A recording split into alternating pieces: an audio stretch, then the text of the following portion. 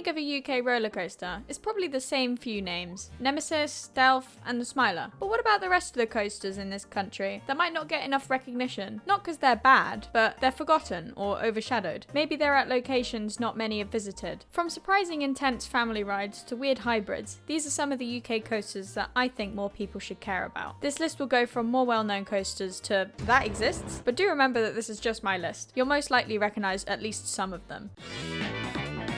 Arguably one of the most recognisable on my list is probably Spinball Whizzer. Opening in March 2004, it seems that everyone prefers its brother, Dragon's Fury, and I would agree. However, that doesn't mean that this coaster should be voided of any praise at all. Spinball sits sort of in the middle of nowhere at the park, and I think that adds to the problem. It struggles with identity and has since opening. The most popular era of this ride had to be when the Sonic IP was attached to it. Welcome to my room, kids! Which I wouldn't be opposed to returning. The entrance sign is one of my favourites, and I like that it takes something as simple as a pinball machine and tries to turn it into something that would keep you up at night. Thank you, Alton Towers, that was so thoughtful of you. Spinball's layout has some pretty steep turns, drops, and the fact that it spins makes for a unique experience each time. It's an amazing introduction to roller coasters for those that might be nervous, and I think with a little more care and additions to theming, this could be much more exciting. Just imagine a massive pinball coming towards you, Indiana Jones style. I think the reason this isn't talked about as much is because of its location. In comparison to some of the other roller coasters, Spinball doesn't compare, but I only think that that's because of the standard of coasters are so high. I've always enjoyed the coaster's soundtrack and colour scheme,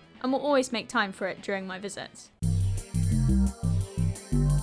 Minifigure Speedway is a pair of dueling shuttle roller coasters at Legoland Windsor. Manufactured by Sierra, this ride opened in 2024, alongside quite a few other coasters that year, and in turn, this one was overshadowed. It takes on quite a basic theme, but I think the location of the hillside really makes it. During construction, I didn't expect for there to be a massive minifigure or a billboard, so I'm glad that they decided to make the ride a bit more interesting. The opening was originally delayed, so I do understand the issues that they had, but I feel like they could have handled it a bit better in terms of presentation, as it didn't look like it was ready. It was quite bare and planting, and the on-ride cameras weren't even installed. On the whole, I feel like Minifigure Speedway is definitely a sleeper hit of a coaster for the park. It usually pulls less of a queue than the Dragon due to its higher capacity, and it definitely delivers the most thrilling experience on park with the backwards section of the roller coaster. The pre-show is really cool and gives you characters you're based on, which definitely causes a rivalry between teams, and I find it pretty entertaining. I always get annoyed when I get given that stupid unicorn. I cannot express why, but he is such a neek. The best team is definitely the Dragon, or Popcorn Man, because just look at him! He's so sincere, what a cutie patootie. These are some of my favourite train designs on a coaster in the UK, and it is quite a bit of personality. Once the scenery grows, like World of Jumanji, I'm sure it will look less out of place, but aside from that and the cattle pen queue line, it's so fun and a must do if you're at park.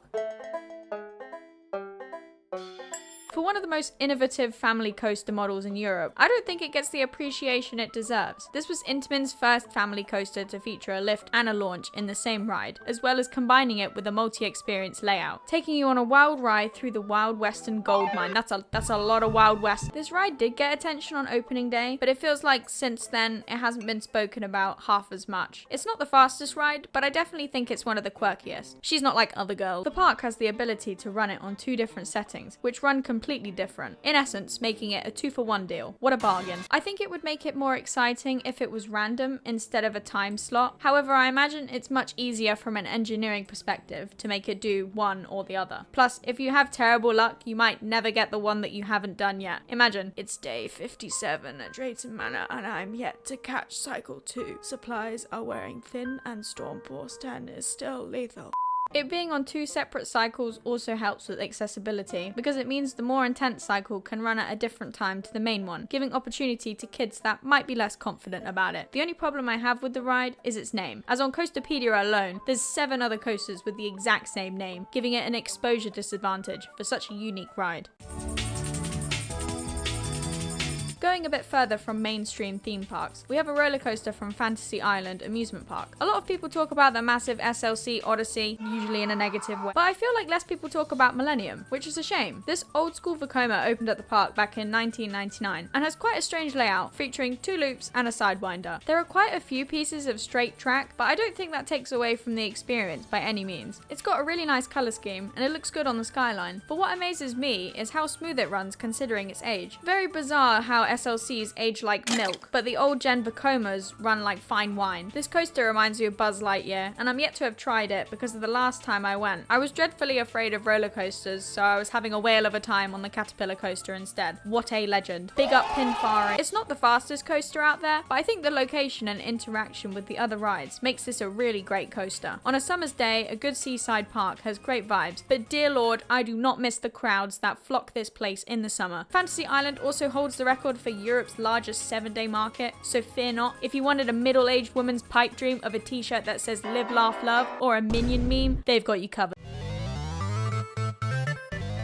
I'm so glad this coaster's getting more attention, because at times it felt like even the park hated that ride. This Gerstlauer family bobsled coaster opened back in 2006. It's kind of like your classic Wild Mouse layout, with the first drop and airtime hills through the shed being the highlight. This coaster still remains to be my favourite at the park, and is such a fun and silly addition. I love the coaster train design and the noises it makes, but because of its location and the fact that it's a family coaster, a lot of the time people might underestimate it. Sure, it doesn't have the same standard of theming as the rest of the park. However, this part of Paultons holds on to some of the oldest additions, and with investments on the way, it's a great time to start your love for this coaster. I will miss the snake train design and logo for Cobra. However, they said that this would be a major theme enhancement, and that makes me so excited for their Valgard project. The interaction between Cobra and Draken will definitely be something that makes it stand out from other family coasters in the UK. West Side, more like Gerstlauer side.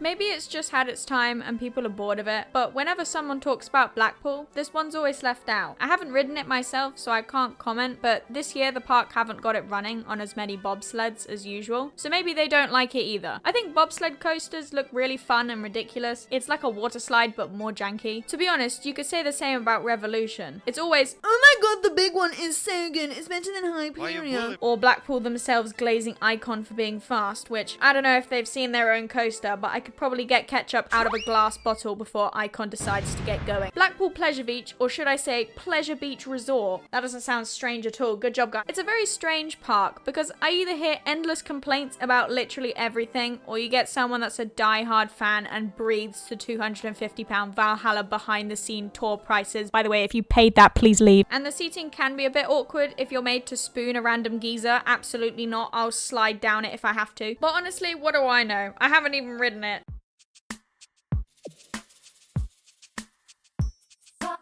I get that it's just a stock layout and that means that it's instantly bad, but I think this year they made some really cool investments with the train, and I honestly feel like it's a contender for one of the better train designs in the UK. It's so cute! This is a Vekoma shuttle coaster and opened at Pleasurewood Hills in 2007, and with lap bars, I feel like this is definitely one that the theme park nerds should start glazing. 5.2 Gs with a lap bar is nasty, and the colour scheme just adds to the nice presentation. There isn't a proper theme to it, but somehow it still beats out Hyperion in that regard. 1 point to wipe at. To be honest, the coaster name just reminds me of that old show with the big red balls. Just add the sweeper and call it a day.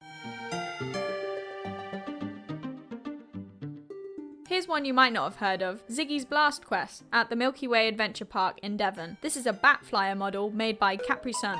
Carry Pro, probably butchered the name of that, and was originally called Clone Zone and opened in 1997, which I remember from a school trip as being a bit ominous. As it stands now, it feels very homemade, but that's not a bad thing. They hired local painters to come and decorate the new and improved version, which has less scary approaches of being a dark ride and coaster hybrid. The ride system was slowed down, and now you can take in all the sections at a much better pace. This coaster was so interesting to me because it's so strange. When it was the Clone Zone, it was a bit weird and wacky and maybe like a horror experience. I don't know, it had warning signs outside, so you already know as a croc I was not going in there. And in one of the interviews it says that you shoot like 10 meters up. I don't know, watch the clip. And then you just whizzed around right up into the roof space about 20-25 feet in the air, and then coming back down again. I know, right? 13 hoops. There are a few others around the world of this model, but it seems to be a very rare coaster type, so it's definitely worth the trip for such an obscure coaster credit. I think the switch from a more intimidating theme to a more accommodating one was a good idea because of their target audience. I love the painted details on Ziggy's Blast Quest and how they've added depth to basically a dark room, but I guess that's how all dark rides work. The only downside to this is it's mainly for kids, so I can imagine an adult might struggle to sit in these straddled seats, but you know, the struggle's always worth it for an absolute highlight of a ride. This ride is way better than that absolute monstrosity monstrosity outside, Cosmic Typhoon. Congratulations to that ride for putting me off coasters for a good 10 years.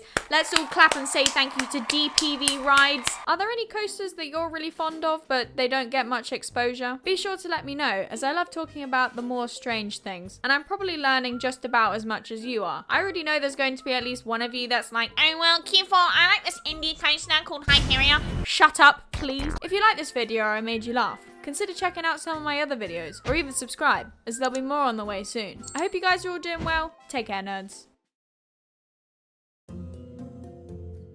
Hi, my name is Chanel, and I rode Saw the Ride last weekend, and I think I liked it. Every minute, every second of every day, I think about Saw the Ride, and I need help. Please. Oh right, I see. Don't worry, I know the exact solution to this.